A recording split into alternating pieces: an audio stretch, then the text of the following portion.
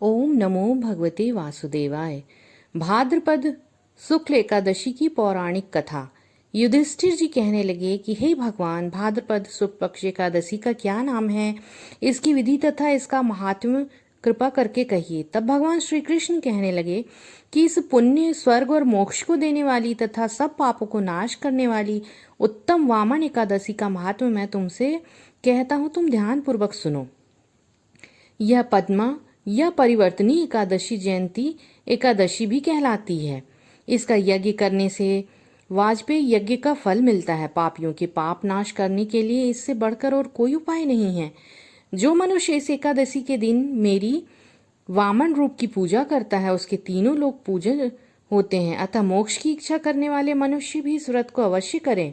जो कमल नयन भगवान का कमल से पूजन करते हैं, वे अवश्य भगवान के समीप जाते हैं। जिससे भाद्रपद शुक्ल एकादशी को व्रत और पूजन किया, उसने ब्रह्मा विष्णु सहित तीनों लोगों का पूजन किया।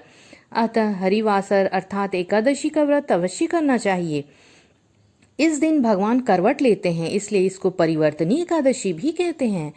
भगवान के वचन सुनकर युधिष्ठिर बोले, हे भगवान, मुझे अति संदेह हो रहा है कि आप किस प्रकार सोते और करवट लेते हैं तथा किस तरह राजा बलि को बांधा और वामन रूप रखकर क्या क्या लीलाएं की। चतुर्मास के व्रत की क्या विधि है तथा आपके शयन करने पर मनुष्य का क्या कर्तव्य है, सो आप मुझे विस्तार से बताइए। श्री कृष्ण कहने लगे, हे राजन, आप जब सब पापों को नष्ट करने वाली कथा का श्रवण करें। त्रेता युग में बाली नाम एक दैत्य था। वह मेरा परम भक्त था।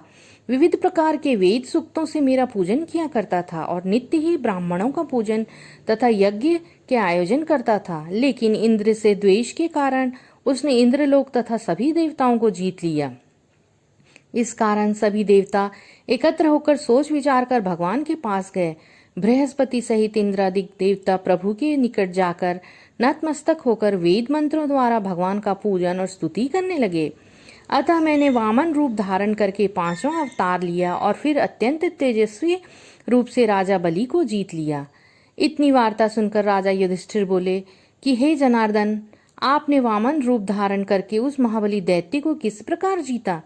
श्री कृष्ण कहने लगे, मैंने बलि से 3 पग भूमि की याचना करते हुए कहा, ये मुझको 3 लोक के समान है और हे राजन, यह तुमको अवश्य ही देनी होगी। राजा बलि ने इसे तुच्छ याचना समझकर 3 पग भूमि का संकल्प मुझको दे दिया और मैंने अपने त्रिविक्रम रूप को बढ़ाकर यहाँ तक कि भूलोक में पद, भूलोक में जंघा, स्वर्गलोक में कमर, महलोक में पेट, जनलोक में हृदय, यमलोक में कंठ की स्थापना कर सत्यलोक में मुख और उसके ऊपर मस्तक स्थापित किया। सूर्य, चंद्रमा आदि सब ग्रह गण, योग, नक्षत्र, इंद्रादिक देवता और शेष आदि सब नागगणों ने विविध प्रकार से वेद सूक्तों से प्रार्थना की। तब मैंने राजा बलि का हाथ पकड़कर कहा कि हे राजन, एक पद से पृथ्वी, दूसरे से स्वर्गलोक पूर्ण हो गए, अब तीसरा पग कहाँ रखूं। तब बलि ने अपना सिर झुका लिया और मैंने अपना पैर उसके मस्तक पर रख दिया, जिससे मेरा वह भक्त पाताल को चला गया। फिर उसकी विनती और नम्रता को देखकर मैंने कहा कि हे बलि, मैं सदैव तुम्हारे निकट ही रहूंगा। विरोचन पुत्र बलि से कहने पर भाद्रपद शुक्ल एकादशी के दिन बलि के आश्रम पर मेरी मूर्ति स्थापित हुई। इसी प्रकार दूसरी क्षीर सागर में शेषनाग के पृष्ठ पर हुई।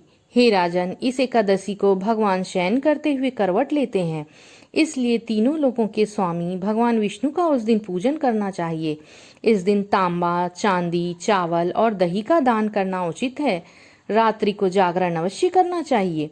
जो विधि पूर्वक इस एकादशी का व्रत करते हैं, वे सब पापों से मुक्त होकर स्वर्ग में जाकर चंद्रमा के समान प्रकाशित होते हैं और यश पाते हैं, जो पाप नाशक है। इस कथा को पढ़ते या सुनते हैं, उनकी हजारों अश्वमेघ यज्ञ का फल प्राप्त होता है।